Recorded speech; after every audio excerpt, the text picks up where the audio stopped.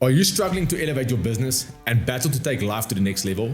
If so, listen up, because what I'm about to share with you is the number one thing that will help you to break through and elevate your business to the next level. It's not a product, it's not a sales gimmick, it's the power of proximity. When you get around people, things move faster, growth accelerates, and time collapses. You think bigger because you are now in the proximity with those who already have the life you want to live. A few weeks ago, I had the privilege of attending the biggest business conference in the United States called The Vault at the Gaylord Palms in Orlando, Florida. The entire conference was focused on sales, leadership, and complete elevation to take your business to the next level. By attending this conference, I've intentionally placed myself in the proximity of some of the world's top CEOs, thought leaders, and disruptors, such as Patrick Bet-David, Andy Elliott, and Tony Robbins.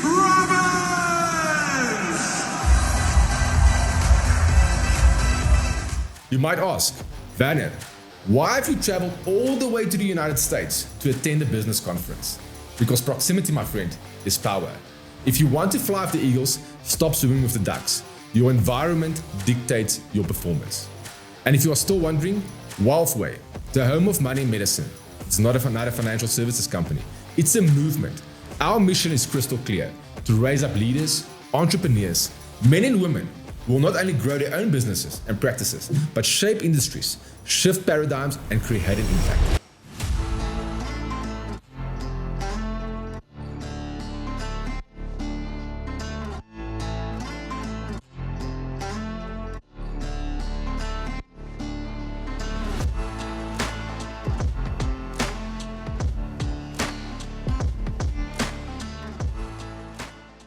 So why am I telling you this?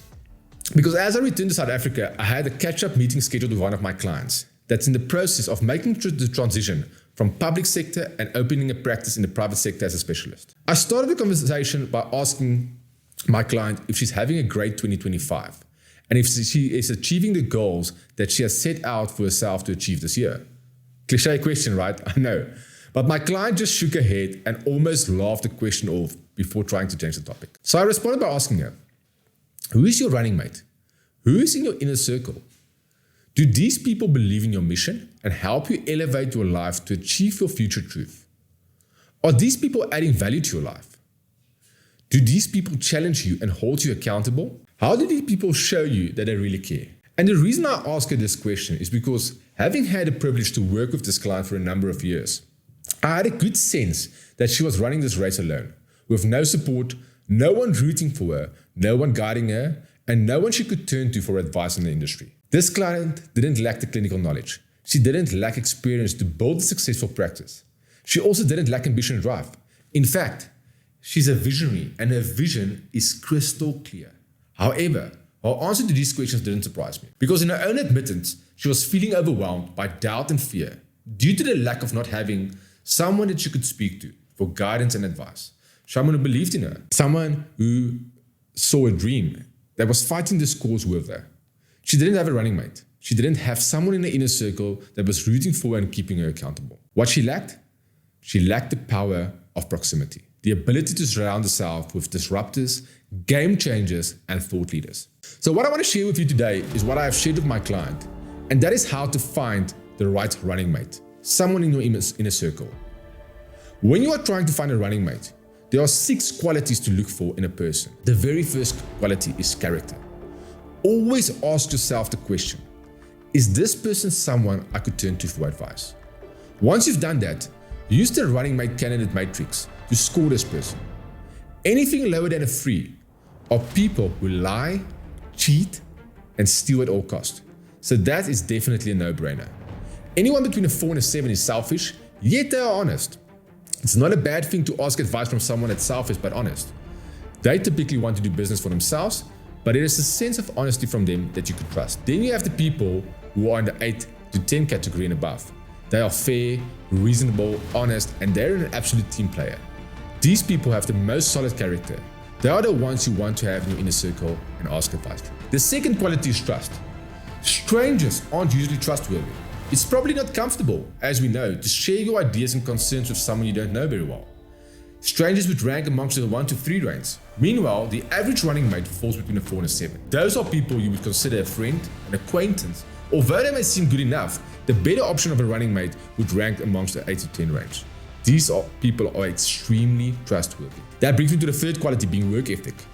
It's somewhat easy to gauge the work ethic of a potential running mate. The lowest ranking workers are usually part of the 459 club. These are the people you may trust and admire for their character, but I cannot wait to walk out of the office to go home at the end of the day. Then you've got those who fall within the 4 to 7 range, who do the sprints of hard work. They basically work hard for about 30 days, then they appear for 60 days. Or they would work hard for 90 days, then you don't see them for the next 6 months.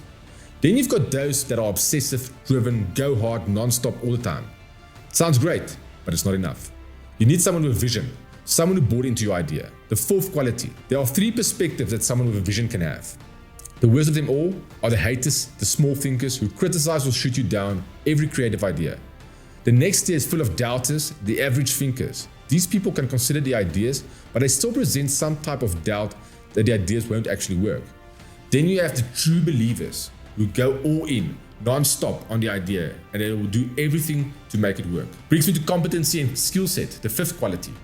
It's very difficult to find someone with a proper competency level to accurately perform in their position. At the lowest tier, you will obviously find the run-of-the-mill amateur. If they have all these esteemed qualities, but they are amateurs, they would still make a good running mate. Don't shoot them off just because they're an amateur. Then lastly, but most important, the Rolodex, contacts.